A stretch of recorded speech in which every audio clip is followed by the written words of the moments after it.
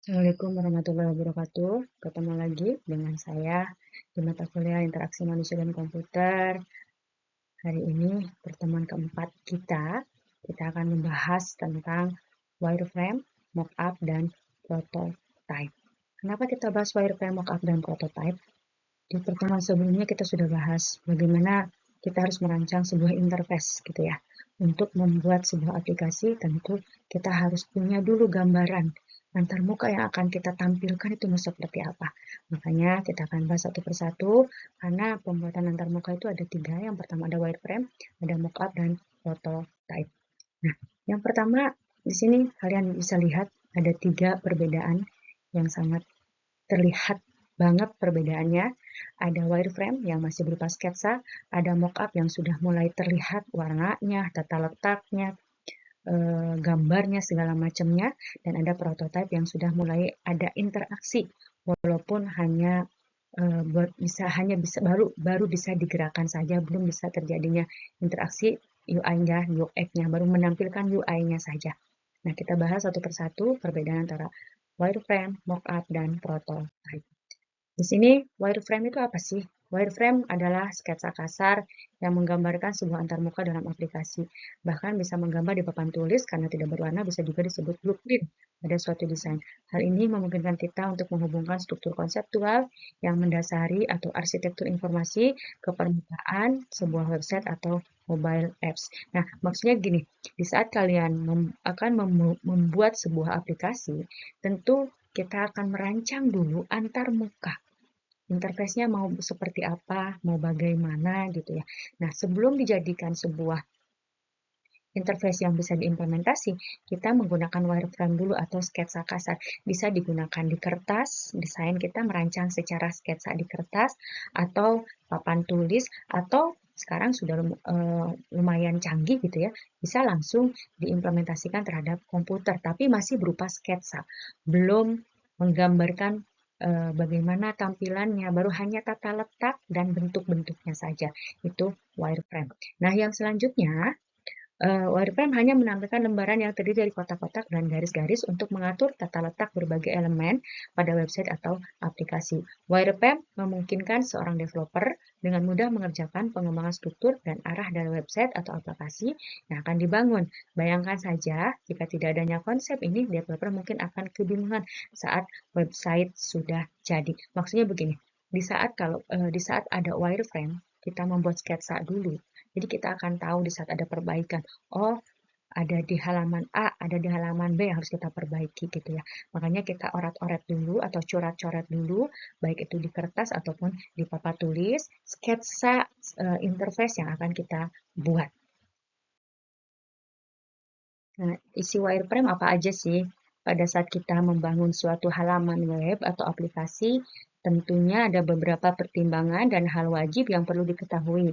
Pertimbangan tersebut antara lain yang pertama, halaman harus menyesuaikan dengan website atau aplikasi secara keseluruhan. Yang kedua, isi seperti tulisan, gambar, video, dan lainnya harus memenuhi tujuan dan dapat disampaikan ke pengguna dengan baik.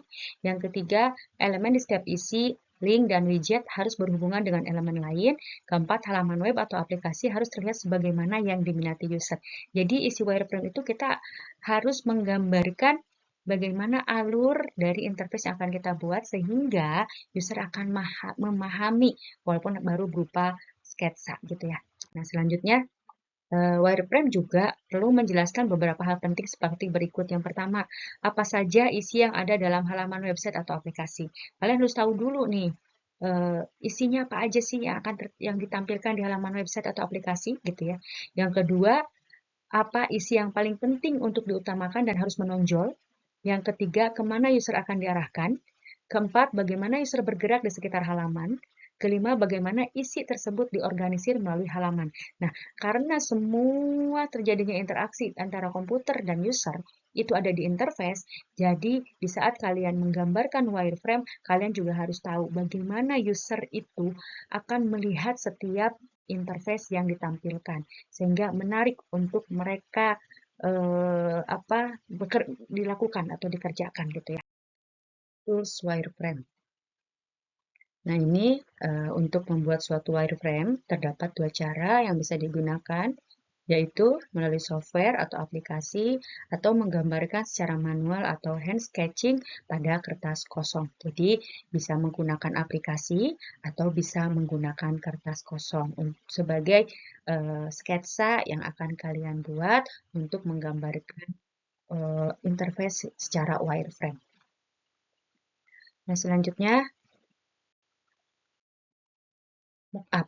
Apa itu mockup? Mockup menampilkan user interface yang lebih jelas beserta rincian visual lainnya. Mockup bersifat statis sehingga dapat diklik. Jadi fokus mockup adalah penampilan dari desain produknya. Dengan mockup, desainer dan developer produk dapat melihat rancangan produk yang lebih nyata dan jelas dibandingkan wireframe. Kegunaan dari desain mockup adalah untuk komunikasi, diskusi, kolaborasi, mendapatkan masukan mengenai desain. Ketika proses mockup, kesalahan-kesalahan yang tidak terlihat pada desain wireframe akan dapat diidentifikasi dan diperbaiki. Untuk membuat mockup bisa menggunakan tools Visual Paradigm, Workflow, Sketch, atau Photoshop. Jadi kalian untuk menggambarkan mockup itu bisa menggunakan aplikasi tadi yang sudah saya sebutkan. Selanjutnya adalah prototype. Prototype adalah bersifat interaktif. Hal ini menjadi perbedaan paling besar antara wireframe dan mockup. Jika masih ditemukan kesalahan maupun kendala pada prototype, desainer UI dan UX perlu segera memperbaikinya sebelum developer mulai merancang kode untuk merealisasikan desain ini. Prototype penting karena menampilkan rancangan produk yang realistis. Dengan prototype yang dirancang sedekat mungkin dengan produk akhir akan menghemat waktu dan uang. Dengan prototype, identifikasi kesalahan dapat dilakukan pada tahap awal sebelum pengembangan produk.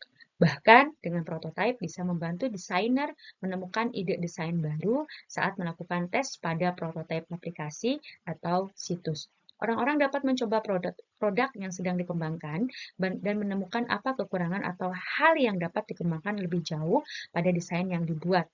Prototype memudahkan untuk fokus pada kemudahan pengguna fungsionalitas. Jika ingin mendesain prototype, bisa mencoba menggunakan tools seperti InVision, Canva, atau Figma. Nah, kalau prototype, teman-teman, ini sudah mulai real, sudah mulai nyata, dan kita sudah bisa menggunakannya, sudah terlihat interaksinya. Bagaimana interface merespon apa yang kita kerjakan gitu ya. Cuman di saat kita menggunakan prototype, kita bisa lebih merasakan bagaimana atribut yang kita tempelkan, button yang kita simpan, atau tampilan lain yang kita buat, itu sudah bisa kita gunakan, walaupun belum ada feedback gitu ya, baru sekedar bisa alurnya sudah bisa terlihat dengan jelas gitu ya, itu prototype. Nah, di sini perbedaan wireframe, mockup, dan prototype. Pada dasarnya, UI UX designer membuat berbagai contoh konsep desain tidak hanya menggunakan wireframe. Adapun istilah mockup dan prototype yang mudah dimengerti dan memiliki bentuk user interface yang lebih terlihat. Jadi untuk saat ini kalau memang kalian misalkan, Bu, boleh nggak sih setelah saya langsung menggunakan prototype, tidak wireframe dulu, tidak mockup dulu. Silakan saja selama memang itu memudahkan kalian untuk membangun sebuah implementasi yang akan kita buat sehingga user paham maksud dan tujuan kita kemana gitu ya. Jadi tidak misalkan apakah dari wireframe mockup prototype harus dilalui? Sebenarnya kalau mau terperinci wireframe mockup prototype silakan lakukan. Kalaupun tidak mau langsung prototype itu pun silakan. Karena yang lebih terlihat nyata dan lebih terlihat jelas interaksinya ada di prototype. Gitu ya. Nah, ini mockup. Kalau mockup tadi kita jelaskan, mockup adalah konsep yang lebih dalam untuk menyampaikan berbagai aspek desain visual. Kalau mockup udah terlihat visualnya gitu ya, gambarnya, warnanya, tipografinya. Waktu pengerjaan mockup sama dengan wireframe, yaitu sebelum produk itu dibuat. Hanya saja gambar diberikan mockup lebih detail dan lebih terperinci. Sedangkan prototype merupakan konsep clickable. Dan saya bilang sudah bisa diklik gitu ya kalau sudah menggunakan prototype. Yang sudah dapat merespon berbagai perintah. Prototype lebih mensimulasikan bagaimana user dapat berinteraksi secara nyata dengan user interface. Konsep ini memungkinkan desain untuk menguji user journey-nya dan menemukan berbagai masalah yang ada pada produknya.